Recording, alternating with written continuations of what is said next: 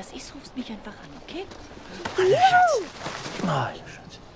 Everything will be okay. I just wanted to say that I thought the little girl was absolutely brilliant, and it was such a nuanced performance at such a young age, and the comprehension without the verbal skills to be able to verbalize what was going on. So also kudos to the writers on that one.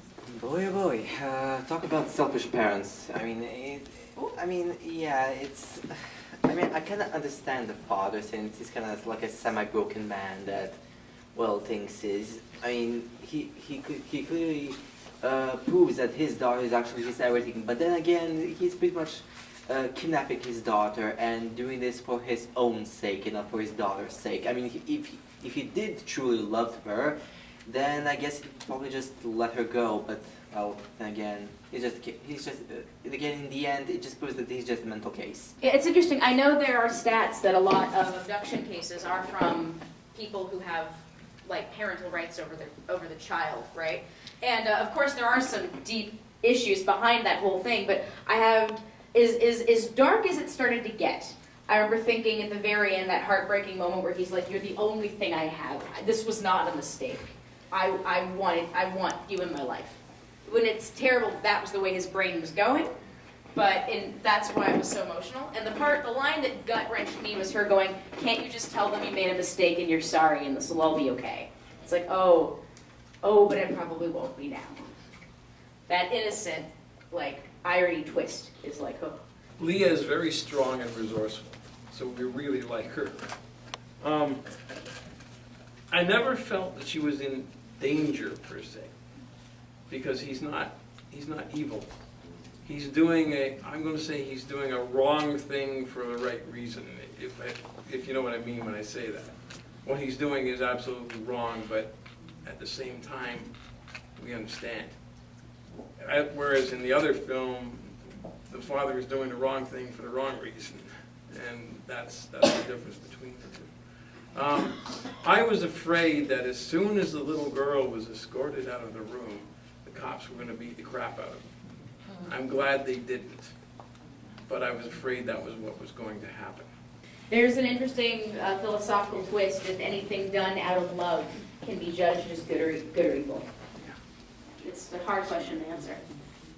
I think we have to be very careful with the statement about these things done out of love, because for me, I found this film very disturbing, because we read all the times in the newspaper about domestic violence and men killing their partners, killing their children, abducting their children.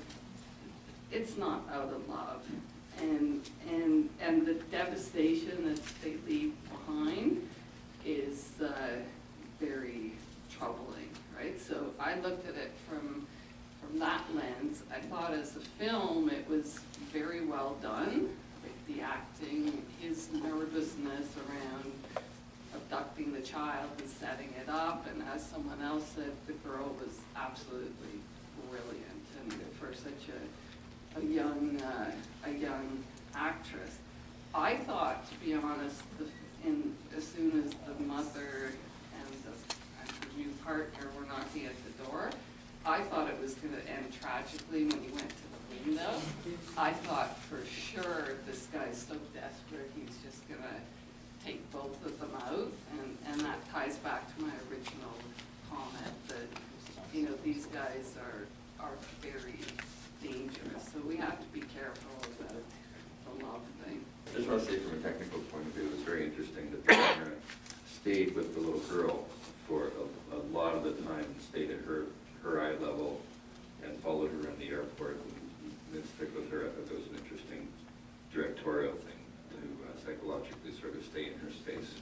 Anyone else notice that she was like, "Hey, where's my cell phone?" And he was like, "Don't worry, we'll think about it later." It's like, ooh, problem one. I'm also wondering if the filmmaker, I'm not sure, looked at it as a commentary as well of the government services, considering the fact that the child was able to, this emergency passport was able to be issued, there was no checks and balances.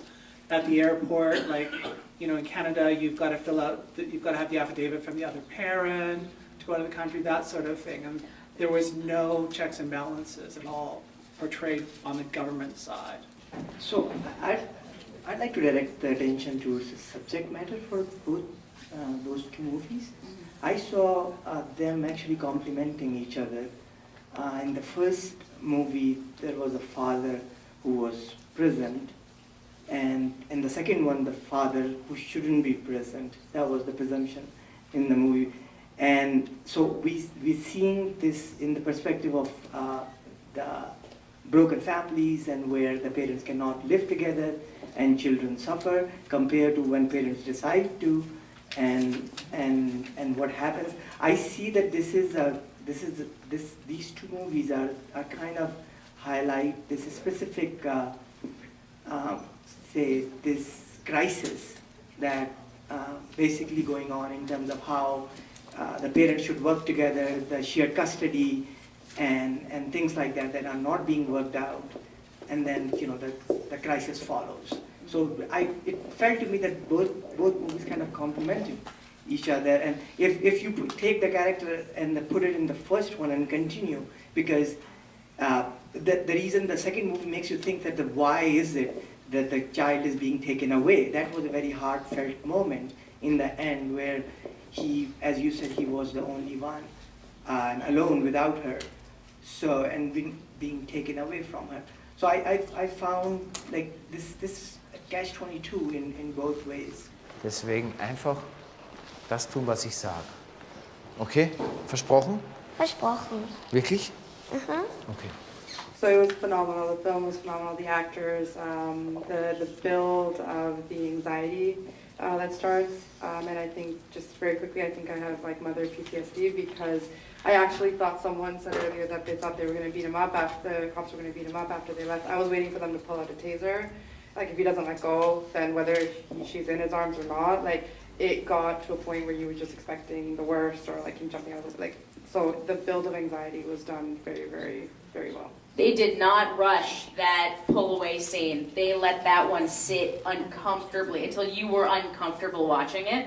And they don't beat him up. They ask him if he's okay, which is almost this like compassionate response. Well, two things. The first thing is that I almost noticed that something is wrong at the first scene of the movie where the father just completely ignores the mother. Completely ignores. So his main focus is his daughter. So he basically doesn't just say hi or just make an eye contact with his former spouse.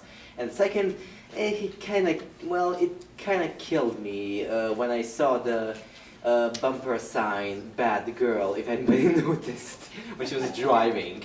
Yeah, I kind of cringed a bit.